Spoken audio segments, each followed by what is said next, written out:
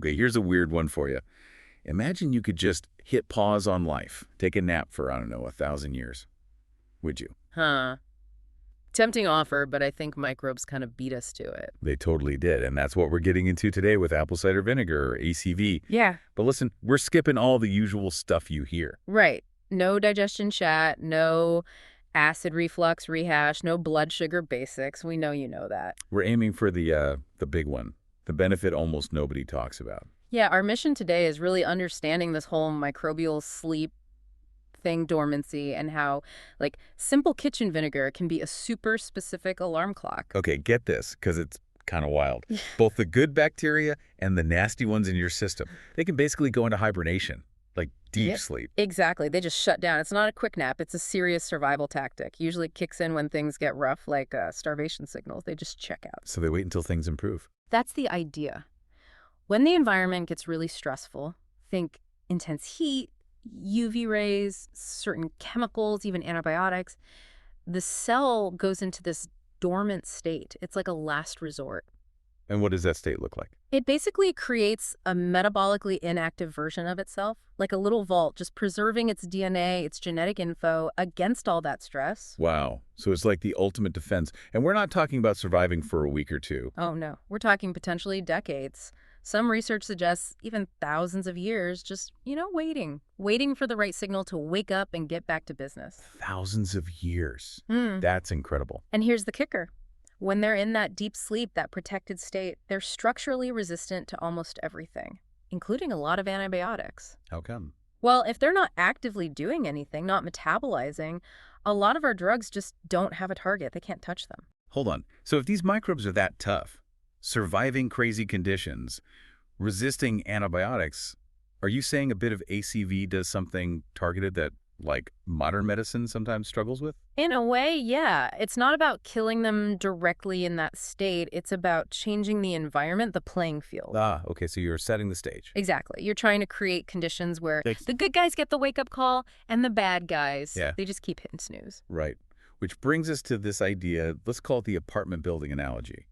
Your body is the building, microbes are the tenants. Okay, I like it. If you let the place get run down, bad plumbing, messy hallways, the environment goes all wrong, alkaline, maybe you're good tenants, they just pack up mentally. They go dormant, waiting for you to clean up the act. And the main way to renovate, to manage this microbial apartment building is playing with the pH, changing the terrain. That's the key differentiator. It's a huge one. It determines whether you're rolling out the welcome mat for your helpful tenants or basically setting up a hazardous waste site for the pathogens. Gotcha. So the good guys, the ones we want hanging around, like lactobacillus, right?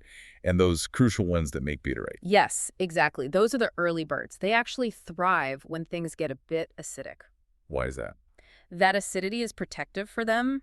Most pathogens, the bad guys, really struggle in an acidic environment. It's like a natural defense shield. And butyrate, let's pause there. Yeah. Why is that one so important? I hear about it a lot. Oh, it's absolutely critical. Butyrate is a short-chain fatty acid. Think of it as premium fuel for the cells lining your colon. Super important for gut wall integrity. Okay, fuel for the gut wall. But it's more than that. It also acts like a signaling molecule. It plays a massive role systemically in things like stabilizing blood sugar and improving insulin sensitivity all over your body. Whoa. So helping those butyrate makers isn't just about digestion. It's helping manage things like insulin resistance. Precisely. Big connection there. Okay, so how do we wake them up? The good guys. You make it acidic. When you take ACV or other natural acidifiers, real pickle juice, kombucha, sauerkraut, kimchi, you lower the pH in the gut environment. And that's the alarm clock. That's the alarm clock for the good guys. That lower pH signals them to germinate, to wake up. Like seeds. What does that actually mean for bacteria? It just means they switch from dormant back to active. Think of it like the acid is their specific signal. Okay, environment's good, time to work. And once they wake up, they immediately start producing their own stuff. Like what? Their own suppressors. sort of natural antibiotics, you could say. They start policing the neighborhood, keeping any troublemakers in check. It's like a self-managing system. Yeah. Okay, so the good guys wake up and clean house. What about the bad guys? E. coli, salmonella, that crowd. The acidity is bad news for them. When pH drops below about 6, it can actually push them into dormancy or keep them there. They just, stay asleep, pull the blankets up. Waiting for the world to get less acidic again. Exactly. Now, there's always an exception, right? In this microbial apartment building, you've got that one tenant who just fights the rules. Ah, yeah. Who's that? H. pylori. This one's tricky. It doesn't just tolerate acid, it fights back. It pumps out loads of ammonia, which is super alkaline, to create its own little safe zone. Seriously, it creates its own alkaline bubble. Pretty much. It neutralizes the stomach acid right around itself so it can do its damage. That's why it's linked so strongly to ulcers in the stomach and the upper part of the small intestine. It's battling the terrain. Wow. It's literally terraforming its little patch of your gut. You could say that. And the worse that overall terrain gets, the more potential there is for chaos. Okay, that leads perfectly into the next, maybe scarier part. What happens if the environment gets so bad, so neglected that these microbes, especially the bad ones, don't just go to sleep?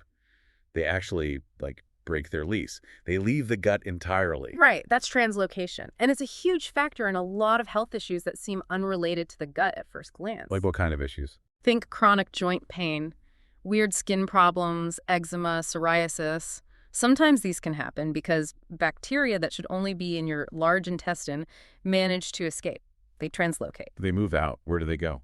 Into your bloodstream, basically. Systemic circulation. How do they get out? Are there, escape routes? There are 2 main ones we really need to consider. The first is maybe obvious, through a compromised gut lining. A leaky gut, as people call it. The wall of the colon isn't secure. Okay, makes sense. What's the other route? This one surprises people. It's through your gums. I'm out loud, seriously. Absolutely.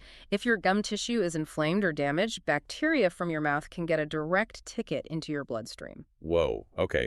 And once it's in the bloodstream, they can just travel anywhere. Pretty much. And they can set up shop in places they really shouldn't be. There are some, frankly, kind of terrifying reports out there, finding bacteria that originated in the mouth actually inside arterial plaque. Get out. Bacteria from your mouth ending up in clogged arteries. Yeah, imagine. They literally broke out of your mouth, traveled through your body's highway system, and are now contributing to clogging up the pipes essential for keeping you alive. It really drives home that so many health problems are about location. Location, location, location. It's not just real estate. Definitely not. Your large intestine, that's where the party should be for most beneficial microbes, keeping things nice and acidic. But if you've got pathogens like E. coli causing trouble higher up, maybe in parts of the small intestine where it shouldn't be so acidic, that's a sign the system's breaking down. The doors for translocation are swinging open. Okay, so using ACV consistently helps reinforce those boundaries, keep the bad guys contained where they belong, maybe even keep them sleeping. That's a big part of the strategy, yes. Managing the terrain to keep order. All right. So ACV helps keep the bad guys quiet or asleep. Let's flip that. What actually wakes them up? What triggers these dormant pathogens to come out and cause trouble? Okay, this is really important. Well, a shift towards alkalinity isn't great. The primary trigger for waking up dormant pathogens often isn't just pH. It's usually about your immune system being suppressed. Ah, so it's less about the environment being perfect for them and more about the security guards being asleep. That's a great way to put it. Your immune system is the security team for this microbial apartment building. It's constantly patrolling, keeping those potentially problematic dormant tenants locked down. Okay, so if the security team is weak, the troublemakers come out to play.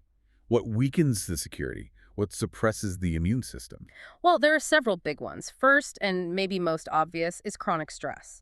Just being constantly stressed out really lowers your overall immune defenses, creates vulnerability. Okay, stress. What else? Antibiotics. While often necessary, they can cause collateral damage, weakening the defense system temporarily or sometimes longer term. Then you have certain medications like prednisone. Corticosteroids. Right. They're powerful anti-inflammatories, but they work partly by actively suppressing immune function. That's like sending the security team home early. Pathogens see that as an open invitation. Makes sense. Anything else? And then there's just getting older. Our immune function naturally tends to decline a bit as we age. The security team maybe isn't as large or as fast as it used to be. That's the inevitable factor. But here's the really big one. the kind of surprising twist that ties a lot of this together based on the research we're looking at. Okay, I'm ready. The number one thing highlighted as allowing these deeply dormant microbes to reactivate and cause problems. It seems to be a significant vitamin D deficiency. No way. Vitamin D, Yeah. the sunshine vitamin, that's the main trigger. It appears to be a massive factor. See, vitamin D isn't just a vitamin, it acts like a hormone, and it's absolutely crucial for activating key immune cells, the ones that patrol the gut lining and circulate everywhere else. So if you don't have enough vitamin D, those immune cells are offline.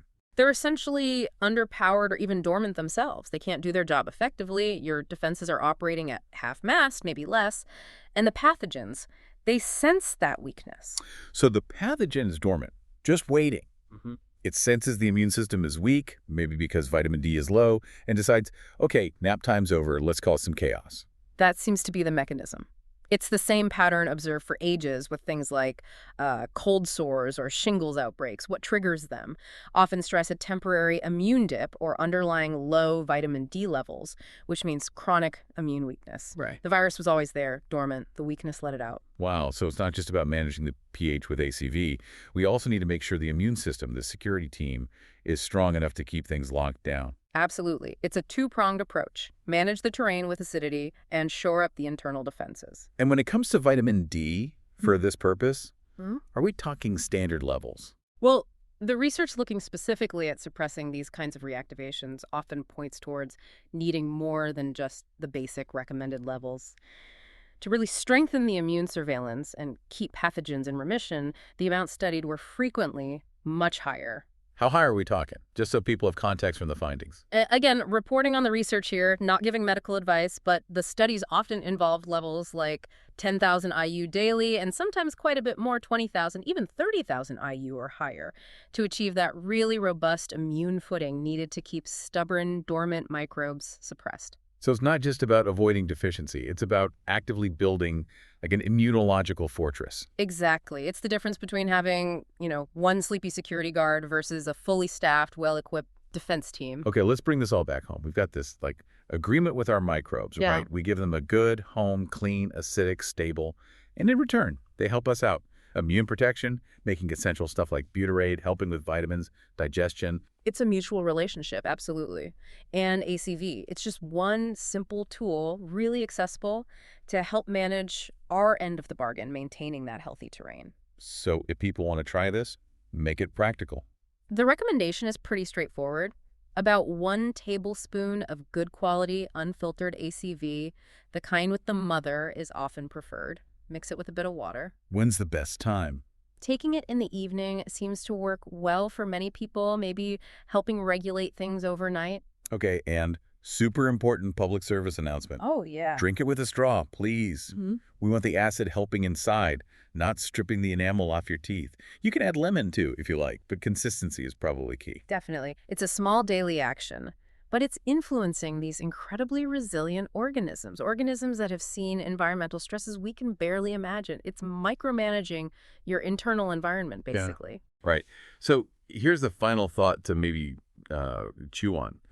If something as simple as vinegar from your kitchen can influence microbes that have survived for potentially thousands of years, resisting all sorts of modern challenges, what other simple things in our daily lives might we be totally overlooking, just, sleeping on, that could radically change our health?